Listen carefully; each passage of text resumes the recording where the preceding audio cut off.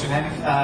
First of all, thank you for being here and allowing me to attend, despite I forgot my Arab clothing on the way.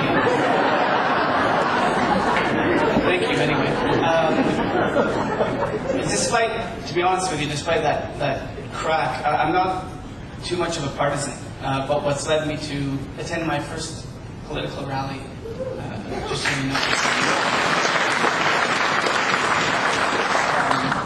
An issue that's close to me, and I think close to you from your comments, is Canada's standing in the world, and our foreign policy and our relations with our international partners. Specifically, the issue of the Middle East and Central Asia.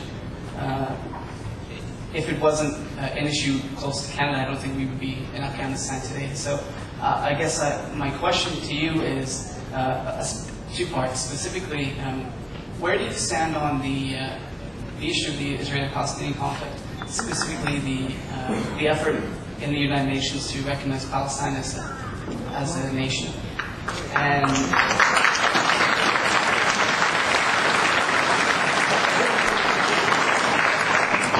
And more broadly, where do you see Canada's role is vis-a-vis the uprisings in the Arab world today, and how we can be an engaged partner as opposed to a visual bystander of history? Thank you. Thank you.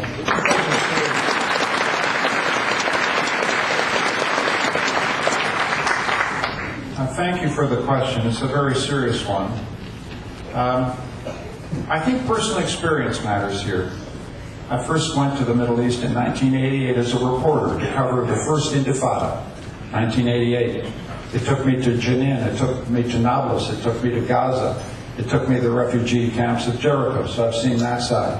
It also took me to Mizgabam and the kibbutz in the north, and Beersheba in the south, and Jerusalem.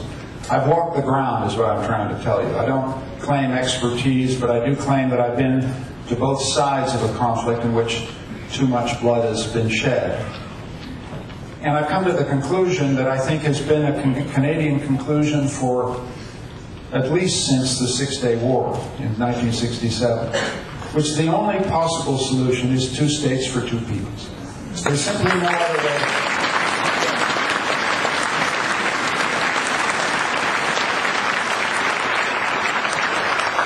And that means, in a little more detail, recognizing the right of Israel to exist within secure and stable borders, to be recognized as a democratic state, to live in peace with its neighbors, and for there to be a Palestinian state which is viable, which is democratic, which is free, which is respected, and lives in peace with its neighbor Israel. And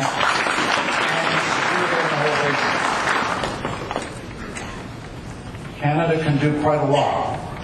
Canada has to stand up and be very clear that it's a two-state solution, that the security of Israel requires it, the future security of Palestine requires it.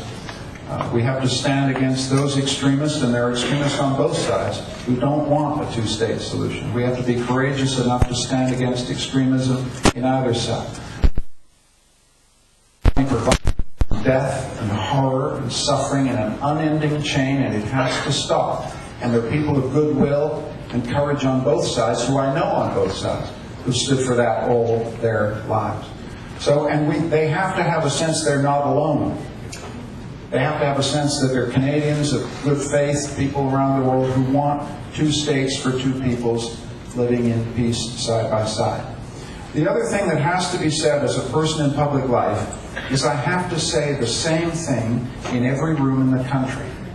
One of the things that bedevils this is the ways in which you're tempted to say one thing to one group and one thing to another. I have to say what I say to you, what I say in every room. It has to be the same consistent message. Because this is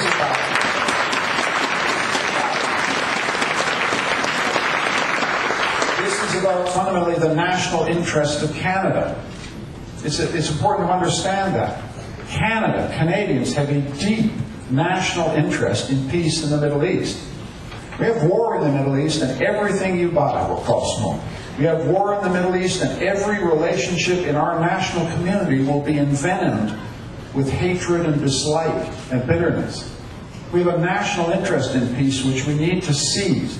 It's necessary to the civil peace of our own country. It's necessary to the civil peace of other countries. It's necessary to our economic security. We can't be bystanders here. We have to be front and center. And Canadians can do lots of things.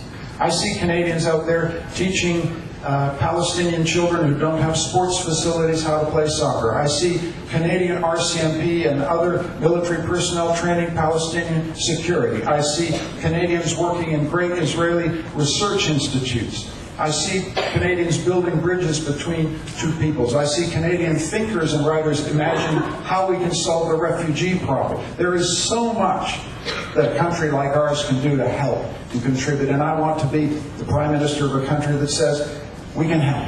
We can help. We can